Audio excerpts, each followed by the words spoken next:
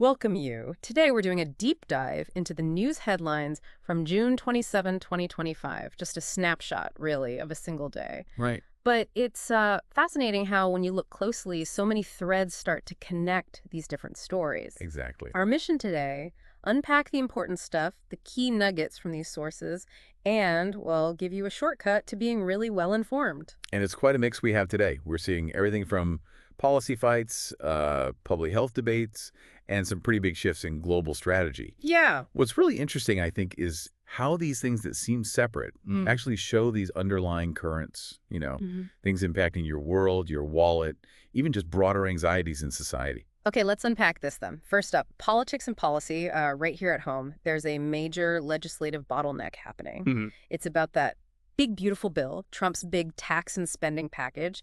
It seems to be hitting a, well, pretty big hurdle in the Senate. Yeah, and here's where it gets really interesting. The Senate parliamentarian, who's basically the nonpartisan rules expert for the chamber. Right. The ref. Kind of, yeah.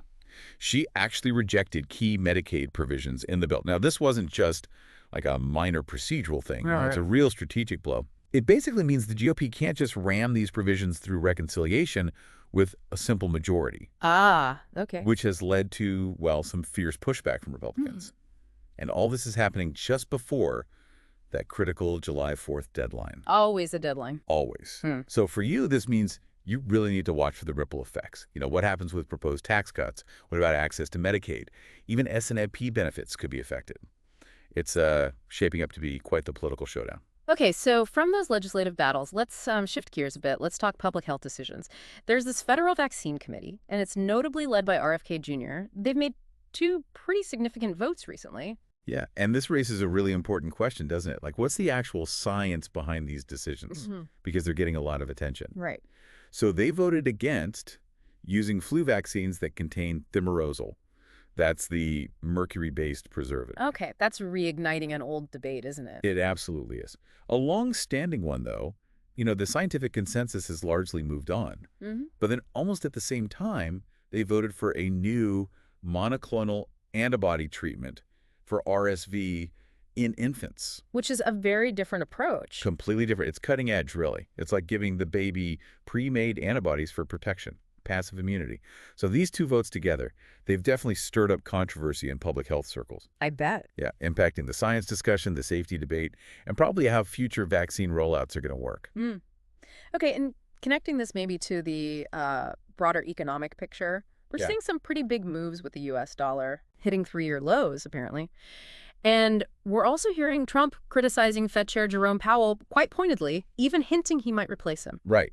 And if you connect those dots, the pressure on the Fed, the falling dollar, it really fuels speculation about what they call a dovish rate pivot, meaning the Fed might shift away from raising interest rates, maybe even start lowering them, to try and stimulate the economy. Okay.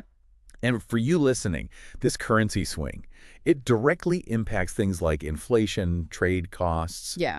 Ultimately, what's in your wallet, thinking import prices, groceries, that sort of thing. Yeah. It suggests a potential change in economic strategy that could, well, touch basically every household. Okay, now let's look internationally. Foreign policy. There's word of a directive reaching the State Department to either cap or maybe even end grants that are tied to pro-democracy programs overseas. That sounds like a huge shift. It really would be a dramatic shift. Yeah. And it raises this big question.